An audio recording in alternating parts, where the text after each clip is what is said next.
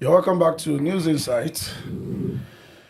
We were just talking about Labour Party a while ago, but this time around we are going to Edo State to talk about how to identify those things that are inimical to investment and how to also go for or against them.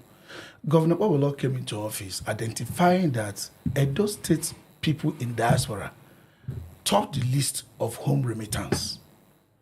But unfortunately, the money they bring back home, they go investing it in other states. This is just one factor. Let alone talking about people, local investors, their willingness to invest in Edo State. And this has narrowed down to the issue of cultism being the reason why people don't want to invest in Edo State. As a matter of fact, the ones they have, they are even losing them. The governor have decided to go after this vice. And some people are saying, oh, let's hope the governor is upholding the law or whatever. Philip, let me come to you. A governor that has identified this, and and if he works within the framework of the law to go down against this culty group. As a matter of fact, cultism is a crime.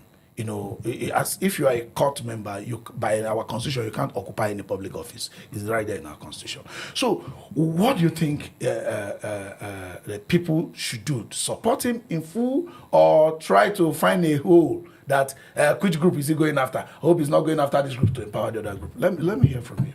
You see, I think for the first time, we are hearing positive vibe from Okpebholo as on this, because I agree with him Toto that. Look, Edo State has suffered a lot of economic disadvantage due to violence and insecurity. Because one thing that Benin is known for is court war. All these high institutions in Edo State, from Ashi Polytechnic to Akboma to Unibe, they are known for courtesans. And this is not good for the Edo State people and Edo State economy. So if a governor has identified that, look, this thing is working against the development and the economic growth of the state and has taken decisive steps to ensure that this virus is crushed, I think he deserves a kudo. And I encourage all Edolites to support Okpebholo on this particular move, irrespective of which court that is now identified to be the major court. When a war against crime begins, you start from one point and you move further. So if you start with court A, there's this tendency that we go to court B, C, D until they are all eradicated, to create room for investors to come in, for peace to reign. Edo used to be peaceful, like he rightly said in his argument that, look, Edo is a home to tourism, a home to agricultural growth, and many others. But because of this insecurity, artificial insecurity created by cultism war, this thing has eluded Edo State people. So I think the Edo people should rally around Okpebholo on this particular, executive order. Okay, Peter, let me hear from you. I might not differ far from him. Okay. Because as I said earlier, I was born in Benin. I lived in Benin for a while. I know what transpired there. Then when we were growing up, quite young, you have to identify with a group. You should be known with a group. Or you just be a normal citizen that doesn't have a say, that don't have a clout. There is a thing of pride that I'm this and that. Here is our meeting point. And it affected that state. It affected it so well. Most like my parents at the point, they had to take us out. Not because they didn't want us to stay in that place. They wanted to imbibe that culture. Yeah. So you see, it has gone there. You're talking about universities, higher institutions. It has gone to the secondary schools. You see, in schools, they initiate these young guys. They introduce them to violence. And they grow up with that mentality. And these are the same people that will be leaders of tomorrow. Okay, I wanted to come in here. Though the fight against cultism is a little bit different from fight against general insecurity. If the governors are being able to identify something like this, particularly this Edo State, he has identified something like this that is inimical to the development of Edo State and is going after it. How come none of the governors have been able to identify general insecurity, kidnapping of farmers, raping women in the farms, and all that, because Okpebholo talked about agriculture. These court people might not, why they go so in the cities or in the suburbs, they might not be the ones, causing insecurity in the bushes or in the village. We don't know yet. But how come none of them has been able to declare war on insecurity, to protect farmers, protect the roads, access roads, farm roads, and all that, so that agriculture he is citing can function? I was going somewhere before you stopped me. Okay. Yes, it is part of the reasons why it has not grown. Cultism. It's not just only cultism, infrastructure-wise. See Lagos Benin Road. So most investors, they look at these things. They look at security, which cultism form part of. Look at the infrastructure available in the state. It has not moved at the speed it was expected to move. I'm coming to this issue of insecurity that is hindering our agricultural sector. State governors across the board, not just the states, I don't know why they close their eyes to the issues of these farmers being attacked constantly. They want food price to drop. People need to go to farm. And when they can't go to farm because of insecurity, what do you expect? Not just Okpebholo. See what's happening in Edo State. These people are crying out, and these headers are coming out bolder. Don't tell you can't go to your farms. Everybody points to the president. Yes, he's commander in chief, but at local level, we can do something. Okay, set up local vigilantes. Philip, most of the times we make excuse. When I mean we Nigerians, just about everybody, we make excuse for governors that they don't command the military forces, they don't command, even they don't even have police of their own. Even while almost everybody agrees now that the state should maintain certain level of police, which their arm can be regulated. It might not be as powerful as that of federal police, but sufficient to trace local criminals. If they need help, they can escalate to federal police. But that has not happened. Now, he's fighting this cultism. The force they are using, can't they extend those forces towards providing security for the larger states and probably replicate things like this across all other states in Nigeria? You see, this is a very vital topic. Okpebholo has taken the right step in the right direction. When you talk about cultism, a lot come with it. It's not just court war. When the court people meet, a lot of vices comes out of court. Criminality such as robbery, kidnapping, and the rest of them.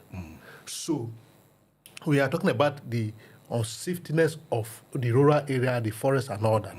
Where did the court people do their imitation? It's in the forest. Okay. And if you walk into there, what would they do to you? You are not safe.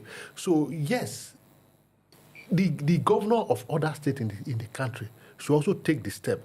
What led to this, Boko Haram, banditry and this henchmen and all of that? You will find out that it also starts from things like this, gathering, forming organization, and then the organization have form an ideology to follow. Like you said, terrorism is an ideology. You can't wish it. You can't repent because it's already imbibed. Yes. So if they're able to identify it, just like the way Okpebholo has identified that the major problem of insecurity or violence in Edo State is cultism.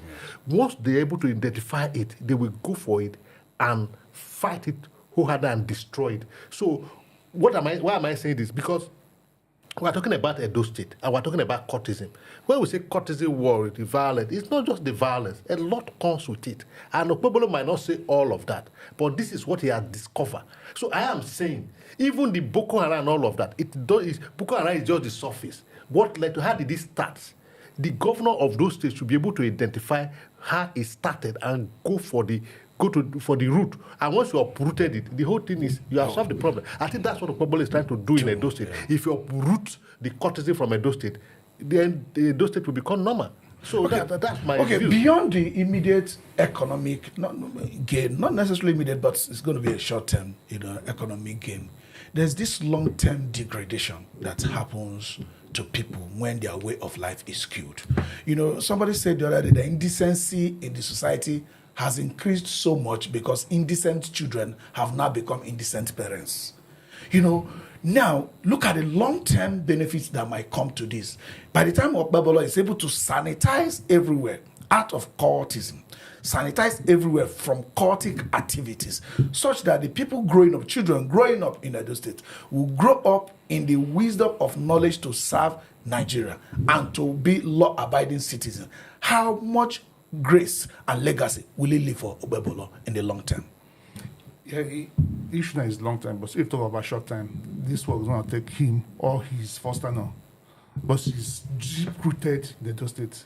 But at long term, it's going to be something that people look back and thank God that he came. Because as at today, every child, most children in secondary school, I'm not talking about in university, those ones are gone. Most children in secondary school, they are being initiated into it. Now, if they see that this does not pay, they will begin to have a rethink. Now, for it to go, it's as bad that some markets are being controlled by certain courts. Some parks are being controlled by certain courts. So now, if this is no longer the order of the day, I can make a usefulness of my life. I can make a right living without being a member.